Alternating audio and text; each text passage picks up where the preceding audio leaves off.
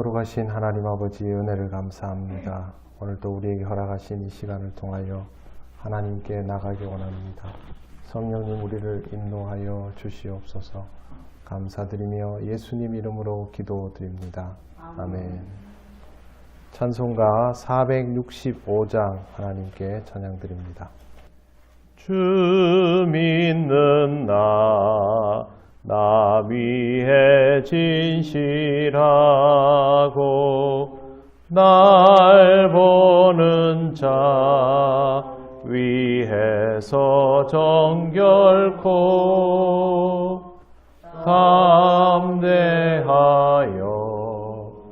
이 세상 환난 중에 나 용감히 늘 승리하리라. 나 용감히 늘 승리하리라. 저 원수도 내 참된 친구 삼고 남주면서 행한 일 잊으리. 연약한 나 늘 온유 겸손하여 늘 섬기며 기쁘게 살리라. 늘 섬기며 기쁘게 살리라. 늘 바빠도 나 힘써 기도하며 주와 함께 늘 교제하리라. 주 가신 길 그 발자취를 따라 믿음으로 늘 살게 하소서. 믿음으로 늘 살게 하소서.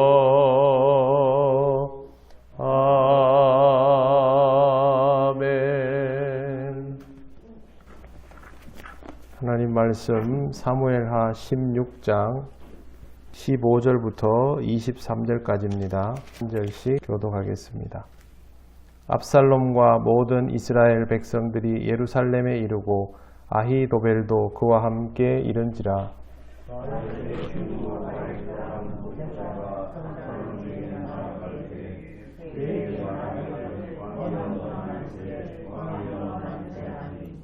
압살롬이 후세에게 이르되 이것이 내가 친구를 후대하는 것이냐?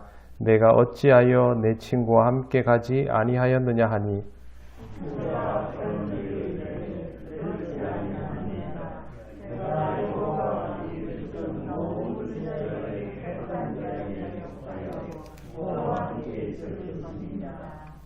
또 내가 이제 누구를 섬기리이까? 그의 아들이 아니니이까? 내가 전에 왕의 아버지를 섬긴 것 같이 왕을 섬기리이다 하니라.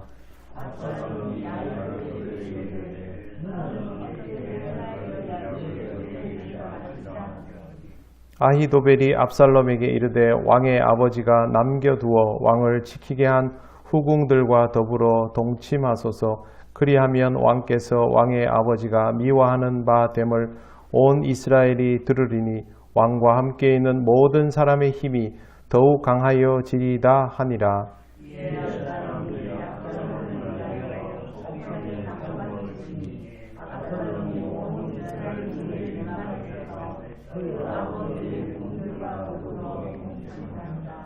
같이 읽겠습니다.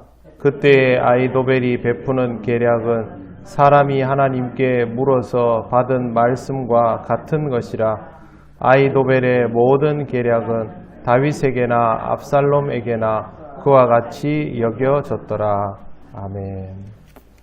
예, 오늘 말씀에서 제일 중요한 부분은 23절입니다.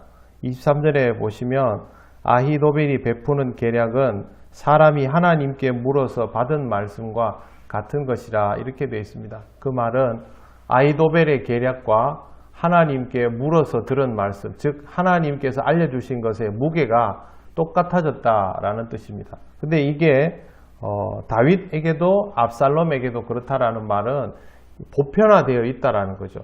하나님의 말씀과 세상에서의 계략의 무게가 똑같아지는 일이 당연하게 되어 있는 시대라는 뜻입니다. 그만큼 하나님의 말씀에 무게가 없다라는 뜻이죠. 이걸 근거에 두고 오늘 말씀을 보아야 합니다. 압살롬이 예루살렘으로 들어왔습니다. 아히도벨을 데리고 들어왔겠죠. 아히도벨의 계략으로 반란에 성공했고 이제 함께 들어왔는데 후세가 와가지고 압살롬을 맞이하면서 왕을 칭송합니다. 그러니까 압살롬이 후세를 보면서 너는 여기 성경에 보시면 이것이 내가 친구를 후대한 것이냐라고 되어 있습니다. 제가 추정해 보건대 후세도 모사이고 아히도벨도 모사인데 실제로 다윗은 아마 후세와는 더 좀 가까운 관계가 아니었는가 싶습니다. 아히도벨이 다윗과 가장 밀접한 관계였으면 굳이 이런 반란을 꾀하기보다는 다윗을 따라서 움직였든지 할 가능성이 높습니다. 그런데 후세가 굉장히 가깝다는 것을 지금 압살롬이 알고 있죠. 그래서 좀 의아한 표정으로 지금 후세에게 말을 하고 있는 겁니다. 그때 후세가 하는 말이 이 백성과 여호와가 택한 자가 이제 내가 이제부터 속할 자라다 이렇게 말하면서 시대가 바뀌었다라고 말을 합니다. 그 다음에 19절에도 하는 말이 뭐냐 하면 내가 이제 누구를 섬기니까 그의 아들이 아니니까 내가 전에 왕의 아버지를 섬긴 것 같이 왕을 섬기리이다. 그 아버지의 대를 이은 아들인데 무슨 문제가 있겠습니까? 라고 말을 아주 거창하게 잘 하죠.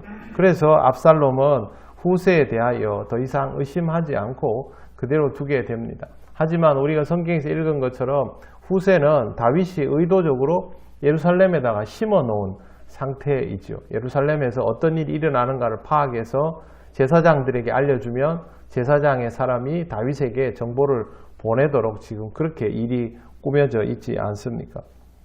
그 다음에 문제가 압살롬이 아히도벨에게 이제부터 어떻게 해야 되느냐라고 말하니까 아히도벨이 딱 하는 말이 다윗이 남겨놓은 후궁들과 동침하라고 말합니다. 동침하라는 말은 그냥 단순히 잠을 같이 자라는 게 아니고 성적인 행위들을 하는 것을 말합니다. 이 말은 다윗이 의도적으로 남겨놓은 것을 의도적으로 짓밟아서 이제는 명실상부하게 모든 공권력이 압살롬에게 다 넘어갔다라는 것을 만천하에 알려라 이런 뜻입니다.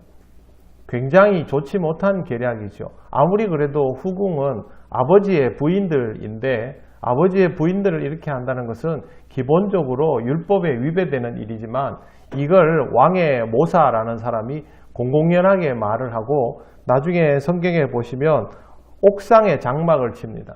다 보라는 말이죠. 온 이스라엘이 이 사실을 모르지 않도록 공개적으로 이런 일들을 행하고 있는 겁니다. 출발은 어디에서부터 비롯되냐면 다윗이 여기에 후궁을 남겨둔 것에서부터 문제가 되었습니다. 그것도 인간적인 것이고 그 인간적인 것을 이제 맞대응하는 것이 지금 압살롬이 하고 있는 행동입니다. 한마디로 말해서 지금 다윗과 압살롬에게 깔려있는 기본적인 관념에 대해서 신앙적이지 못한 부분들이 여기에 이렇게 나와 있는 겁니다. 다윗도 하나님을 두려워하고 지금 도망가면서도 하나님이 벌을 내려도 내가 받아 싸다라고 말을 하면서도 왕권에 관하여서는 아주 세상적인 방식으로 대처하는 것이 우선되어 있다는 것이죠. 그게 우리가 처음에 읽은 23절에 나오는 내용대로 하나님께 물어서 받은 말씀과 아히도벨의 계략이 다윗에게나 압살롬에게나 똑같다라는 말입니다. 하나님의 말씀의 무게가 사라지기 시작하면 그때부터는 아주 심각한 문제가 발생합니다. 하나님의 뜻과 세상의 지혜 중에 무엇을 선택할까를 고민하는 경우가 얼마나 많습니까? 이게 바로 오늘 말씀과 똑같은 경우가 되는 것이죠. 신앙적인 사람은 하나님의 말씀과 세상의 지혜를 놓고 고민하지 않습니다. 당연히 하나님의 말씀에 무게가 있다라고 생각하고 이 방식을 따르겠죠.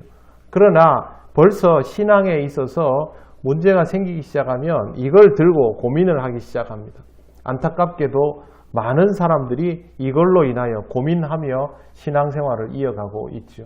그게 얼마나 무서운 결과로 시달리게 되는지를 오늘 말씀은 우리에게 잘 보여주는 것입니다.